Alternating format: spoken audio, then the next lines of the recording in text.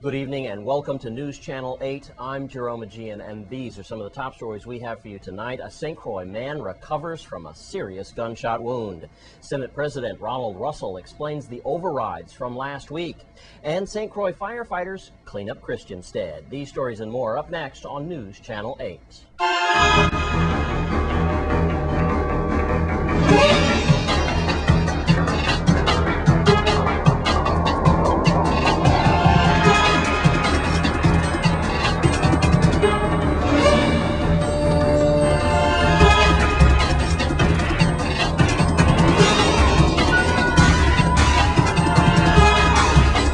In our top story tonight, Virgin Islands Senator President Ronald Russell explains why his fellow senators voted against several vetoes from the governor. News Channel 8's Wes Small files this report. Thank you very much, Jerome. We are here at the legislature in Frederiksted, here with Senate President Ronald Russell. And there were several overrides last week, and we're going to get right to that. A lot about transparency and show me the money. Let's find out where the money is going. Senate President Ronald Russell, we know you're very busy today. Please, let's get to it. And what would you like the public to know tonight? Well, I think it's important for the public to know that the overrides that were done by the Senate demonstrates that the Senate is now having the willpower, West, to assume control of the finances of the territory. One of the overrides gave the post auditor access to the bank accounts of the executive branch. And the governor vetoed it because he claimed that it was an infringement on the executive branch. We overrode that with a unanimous vote, which means right now, when we deal with the finances, we will be dealing with the amount of money in the bank account, not based on the information that's provided by a third party or the finance commissioner or OMB. We will have that information.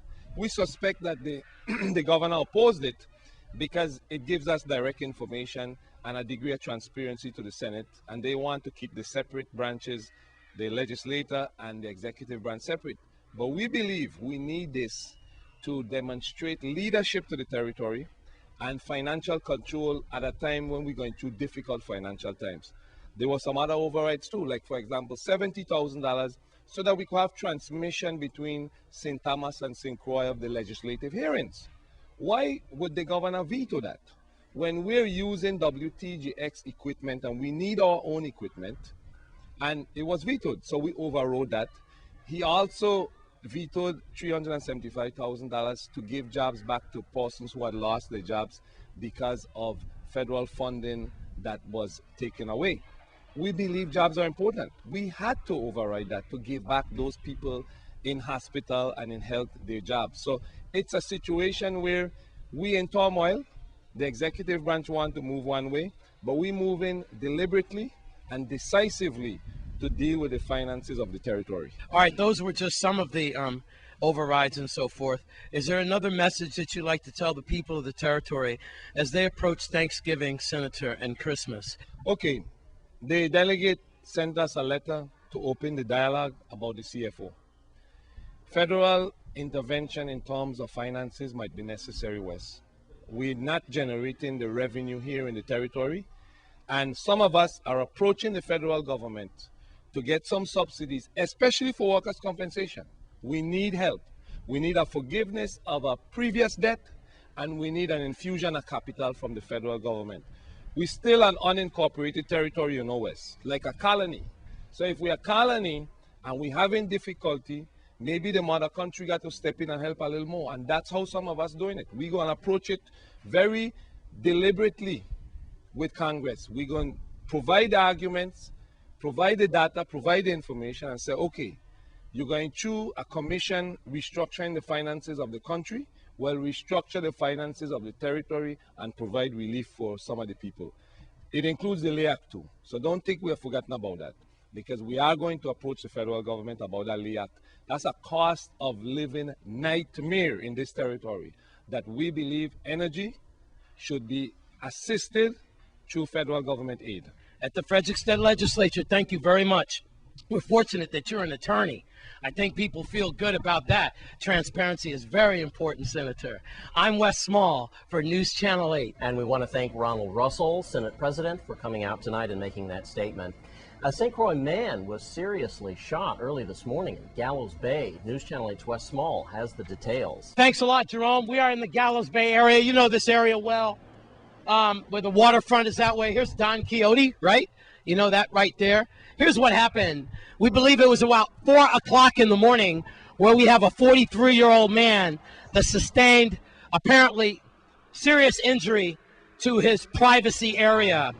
What we believe is that now he is claiming that suspects or a suspect in a yellow Jeep came and possibly fired on him, but authorities and possible some other sources are starting to figure out something. Yes, you got it, self-inflicted.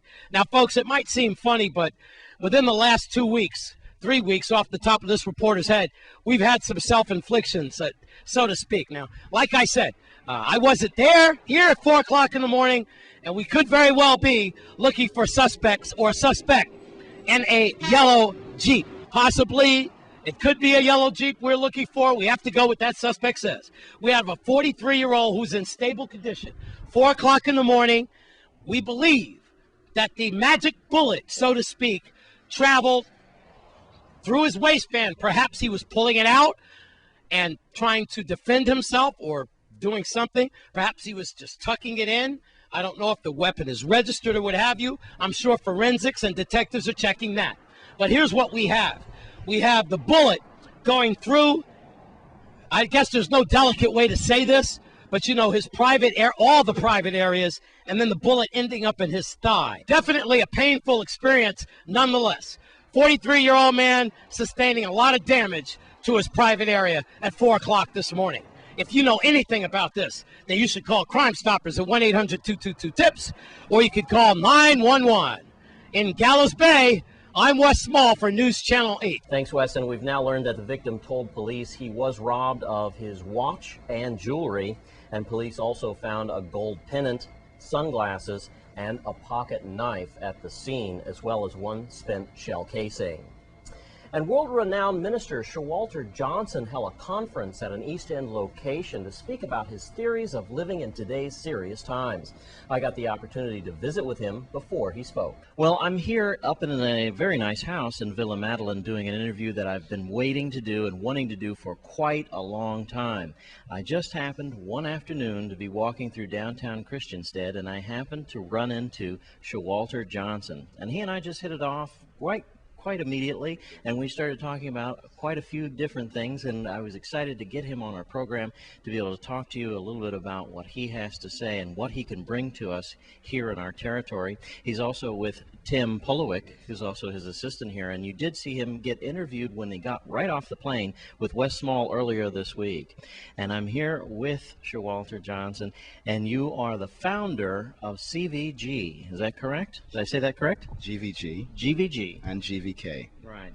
And one of the things that Showalter and I got into talking about was something that I happen to be self-disciplining in and learning myself, was The Art of War by Sun Tzu. And so was Walter Johnson. You were also well into this book as well, and we hit it off right away talking about the subject of the art of war and how it's self-transforming.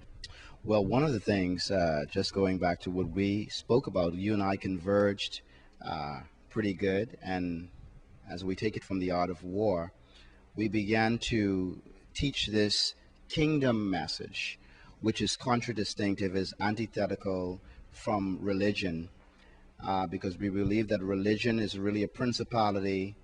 It is an enemy without a face, and an enemy that lives in the shadows, and it keeps everyone disenfranchised, disillusioned from each one, and individuals are not able to come together.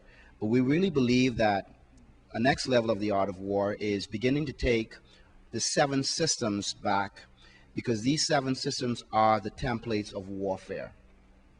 And the real templates of warfare are meteor. Meteor is a system: business, finance, sports, church, family, and law. And these 7 systems are really controlled by principalities.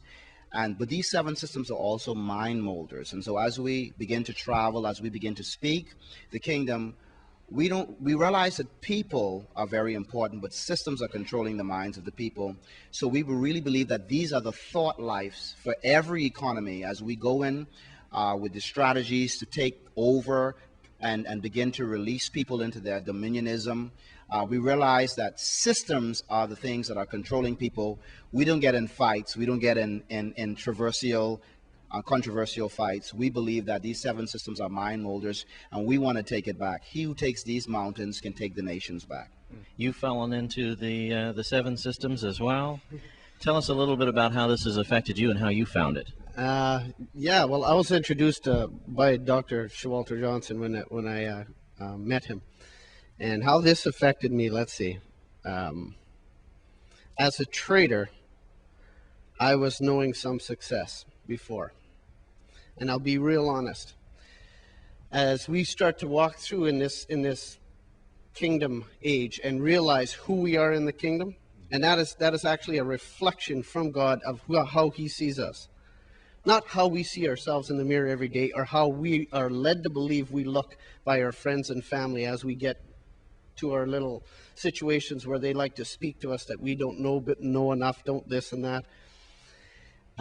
When we start to gain a vision of actually how God sees us, then we start to walk into this dominion. And in my realm, in my sphere of influence, which is the financial world, I start to realize that my trading now has gone through the roof as far as accuracy. The success of it is amazing. And if people need to learn more, want to learn more, how do they get in touch with you? Where can they learn more about this and become a part of this 7 systems? They can call my cell at 242, that's Bahamas, 376-8054, or they can call the office in the Bahamas at area code 242-327-6024. That's 242-327-6024. Well, it certainly is great to be in your presence, to be here with you tonight, Dr. Showalter Johnson, as well as his partner, Timothy Polowick. I'm Jerome Aegean. Stay with us on Channel 8 News. Your Caribbean Report plus more is up next.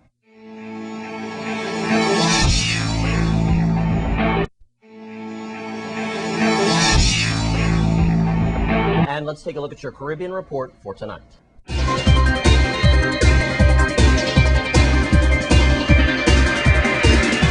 In your Caribbean Report tonight, we start in St. Kitts and Nevis, where Gilda Rawlings Vaughn, the woman who was on Friday morning kidnapped and held for ransom, was found by police Saturday morning in an unoccupied house. Members of the police force, who have been working studiously to find Rawlings Vaughn since they got wind of her kidnapping, had launched both a covert and overt operation and finally succeeded in finding her sometime before 5 a.m. The police had subdued and arrested 2 men who were in the house, within which 3 firearms and a number of ammunition was found. When contacted Deputy Commissioner of Police Stanford Liebert declared that he would not make any statement at the time because investigations were still ongoing. And turning to the Cayman Islands, Japanese camera maker Olympus Corporation paid a group of obscure Cayman Island-based companies almost $1 billion to spend on 3 startup firms. 3 of the Cayman Island companies were dissolved or closed down in 2008 or 2009, shortly after receiving the money from Olympus, the local corporate records show. The principals of the Cayman Islands companies could not be determined. A press conference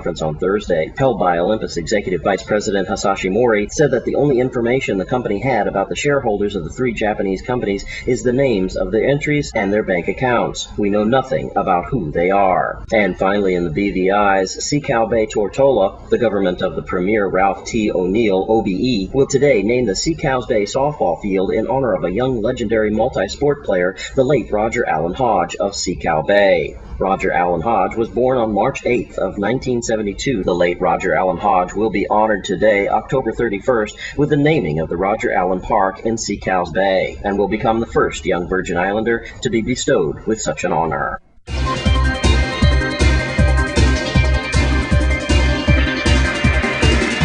And that's your Caribbean Report for tonight. And our Richmond firefighters have been busy lately. Here's Wes. Well, excuse the noise from the weed whacker, Jerome, but this is definitely for a good cause. I'm here with Mario Camacho, Sergeant Mario Camacho, under the guise of Chief Torres. And here we are, the guys at the Richmond Fire Station are doing a super cleanup here with their weed whackers down here at Department of Human Services Head Start.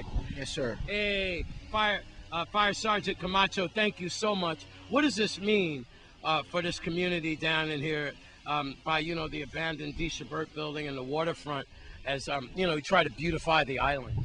Well, Mr. Small, we got tired of hearing all the negativity in the press every day. And, we wanted to do something positive for the community. Yes, sir. So under the direction of Chief Angel Torres Sr., we started doing this community service. It won't be the last time you'll be seeing the firefighters doing this. We started here today. We also plan to have a event in December to feed the homeless. Wow. And you'll be seeing other activities held by the fire service to help the community in these times of great need. But that's good. As you say, December, one thing comes from mind, like Toys for Tots and so forth. Fire stations have always been a drop-off points for people who need, and as Thanksgiving and Christmas come, you guys have always been there for the community, whether it being out putting out fires in the bush or helping us, when our generators act stupid or whatever. And now we just appreciate you. So let me ask you, Yes, those sir. guys cutting out, they're firemen? They are all firefighters and firewomen also. We have all 4 shifts covered here. We have the shift that's working today, which is C shift under the direction of Captain Uric Springer. Yeah. And we also have other firefighters, including firefighter Adams and O'Brien that are off duty. Yep. And they came here to help us with this worthy cause. Well, I know Commissioner Chris Finch from Human Services is watching this tonight, and his people are very happy, as well as people, your clients, the clients of Human Services that have to use this premises. I know they're happy with that. For the men and women at Richmond Fire Station, thank you very much. I'm Wes Small for News Channel 8. And we want to thank those firefighters for doing such a great job. And in Williams Delight, the area has some remodel homes for us all. Let's take a look. My name is Patrick K. Moss. I'm the Deputy Executive Director for the Virgin Islands Housing Authority of St. Croix District. And we're here at the Williams Delight community to have an opportunity to show the model unit that we put together for home ownership opportunities for the tenants at Williams Delight. This has been an ongoing issue and want for the tenants of Williams Delight. And we're beginning to turn the corner to show them what we're able to offer them to provide that home ownership opportunity. We've spent a lot of time trying to determine the right solution for the Williams Delight community. And I would tell you, we're pleased to offer this home ownership opportunity and show you the model that we spent a lot of time and effort in. And I think you're going to be very pleased with what you see. And we hope the tenants as well will be happy with what we're providing. And on behalf of our Executive Director, Mr. Robert Graham, we thank you for this opportunity to provide the services for Delight. But this is a wonderful opportunity, and we look forward to providing more units of the same like. Well, one thing I'd like to say, for those potential homeowners, just looking at the money that was placed into the restructuring of the building, the key to the whole thing is taking pride. And once you go have a family from public housing into home ownership, it's a good example from going from public housing to home ownership. So I'm going to encourage any residents that feel they're eligible. Who do they need to contact?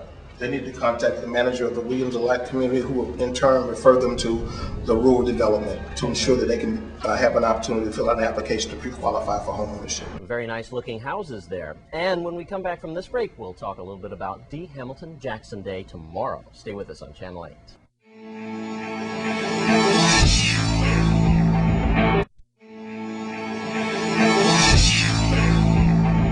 And tomorrow is D. Hamilton Jackson Day, better known as Bull and Bread Day. Here's News Channel 8's Wes Small with Sego to tell us more. Thank you very much, Jerome. We're here in Freedom City, Frederickstead, with the leader, Sego. And we are talking about, of course, Honorable General Butto Park and Freedom.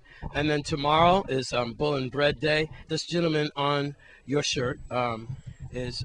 who now? Alex? Well, this is the Honorable David Hamilton Jackson, who convinced the people to organize and centralize, And it's not Bowl and Bread Day. Let me correct it so the people could know, We say Bowl and Bread Day because the first thing the people did in the revolution was kill a bowl and eat bowl and bread to show the power of unity and the power of sustainability. So we say Bowl and Bread Day, but it's our Liberty Day. You know, and the people in the Virgin Islands need to acknowledge it, especially here in St. Croix, you know. They've been hiding a lot of this education from how it's supposed to be, you know. But we stay out here and we carry the mentor, you know. If you notice, Wes, every time you see me, I have on a shirt with a face on it. And I guarantee all the faces you see on my shirt is great men and great women from the Virgin Islands. And that's how I carry the history. If you look on the back of the shirt, you got the whole history written up on the back of the shirt also, you know. And he was a publisher and for Freedom of the Press, and also a labor unions organizer and a leader in Freedom City. I'm Wes Small for News Channel 8.